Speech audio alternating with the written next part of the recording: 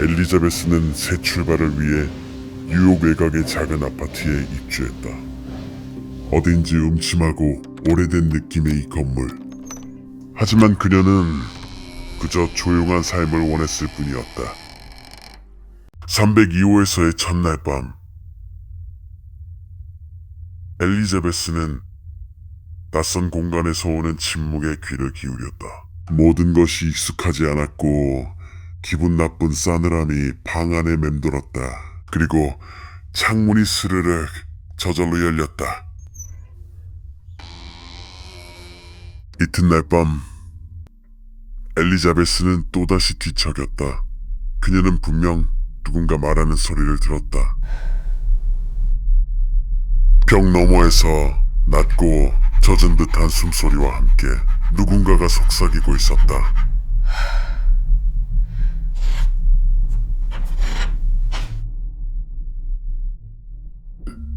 새벽 3시 정각, 엘리자베스는 갑작스레 눈을 떴다. 거실에서 무언가가 그녀의 침실문 손잡이를 천천히 그리고 확실하게 돌리고 있었다.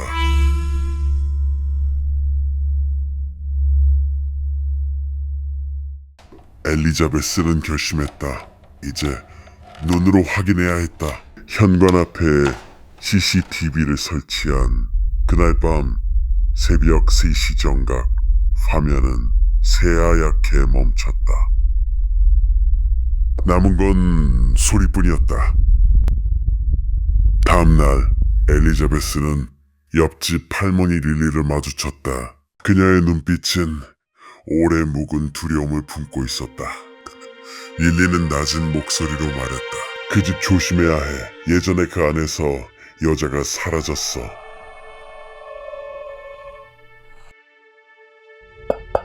매일 새벽 같은 시각,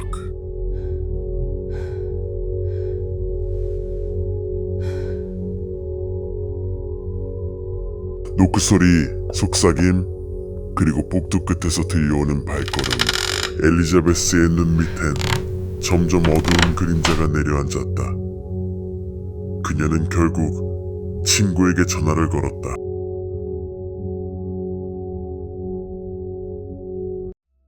다음날 엘리자베스는 관리사무소를 찾았다. 302호의 과거 세입자 기록 속에서 낯선 이름이 눈에 들어왔다. 그 옆엔 짧은 메모가 있었다. 2011년 6월 14일 행방불명. 그날 밤 엘리자베스는 검색창에 이름을 입력했다. 그리고 10년 전 302호에서 살던 여성의 블로그를 발견했다.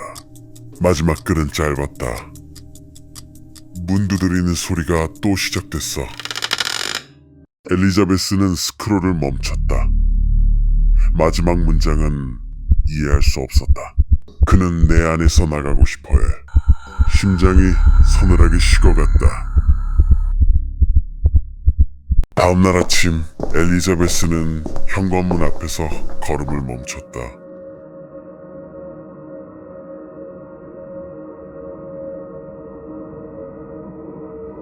문 표면엔 깊게 파인 손톱 자국이 있었다. 그리고 그 아래 낡은 동전 하나가 놓여 있었다. 그 의미는 이제 네가 들어와야 해. 밤마다 계속되는 불면과 속삭임. 엘리자베스는 혼자 있을 때면 환청에 시달렸고 불안은 점점 극에 달했다. 결국 친구에게 도움을 청했고 친구는 집에 와서 그녀와 함께 있어주기로 했다. 전날 밤 친구가 함께 있어 조금 안심되었다. 그러나 새벽 3시 정각 다시 들려오는 침실문 손잡이의 소리. 두 사람은 숨을 죽이며 거실로 달려갔고 CCTV를 통해 화면을 확인했다. 검은 형체가 화면 속을 서성이고 있었다. 다음날 아침 엘리자베스는 친구가 없다는 사실에 숨이 막혔다. 방 안 어디에도 흔적이 없었다. 테이블 위엔 쪽지 하나가 놓여 있었다. 네가 깼을 땐 이미 안에 들어와 있었어. 심장이 얼어붙는 순간이었다. 친구가 사라진 후 엘리자베스는 완전히 혼자가 되었다. 방 안은 정적만이 흘렀고 공포와 혼란이 그녀를 압도했다. 심장은 빠르게 뛰었고 손은 떨렸다. 그녀는 현관문 앞에 서서 그 무엇인가와 맞서야 했다.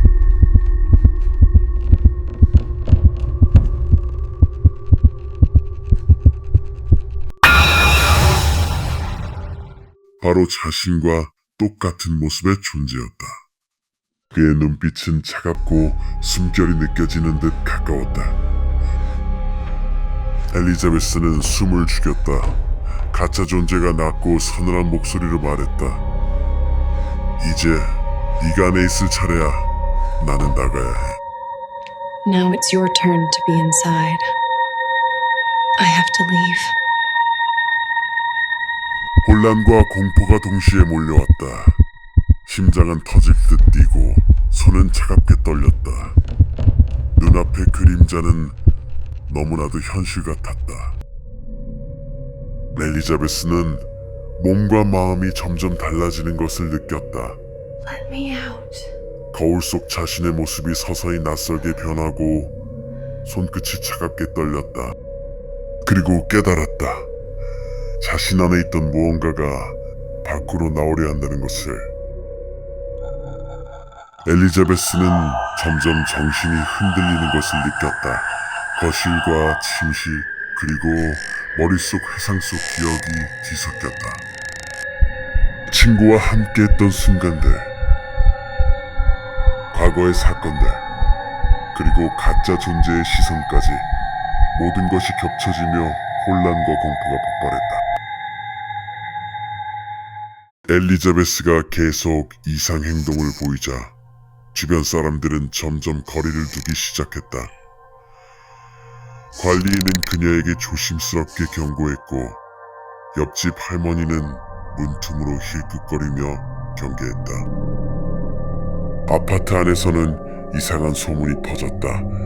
302호 밤마다 누군가 속삭인다. 엘리자베스는 외로움과 공포 속에서 더욱 고립되었다.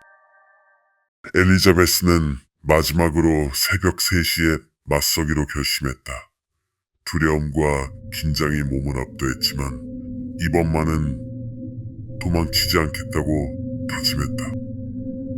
거실과 침실 곳곳에 CCTV와 카메라를 설치하며 모든 움직임을 기록하려 했다.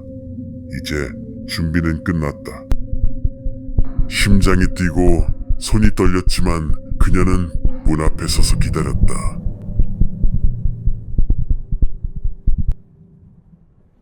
새벽 3시, 방문이 스스로 삐걱이며 열렸다. 엘리자베스는 숨을 죽이고 그 앞에 서 있는 가짜 존재를 똑바로 바라보았다. 그의 눈빛은 차갑고 움직임 하나하나가 완벽하게 자신과 동일했다. 순간 믿을 수 없는 일이 일어났다. 가짜 존재와 그녀의 자리, 몸과 자아가 서로 뒤바뀌는 느낌이 들었다.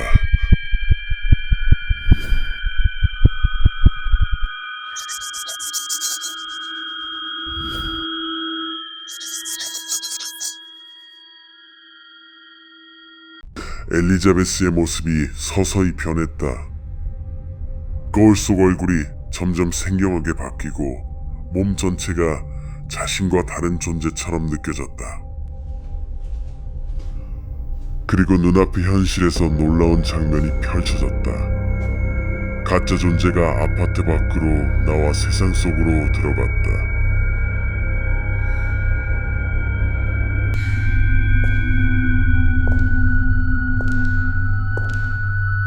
그녀는 자신이 안으로 들어가고 바깥에는 다른 자신이 남았다는 사실을 직감했다.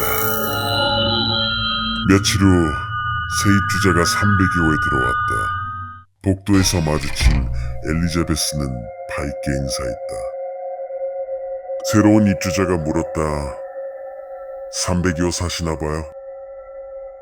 가짜는 평온한 미소로 친근한 표정 아래 섬뜩한 기운이 살짝 드러나듯 아니요, 전 이 건물에 살았던 사람이에요.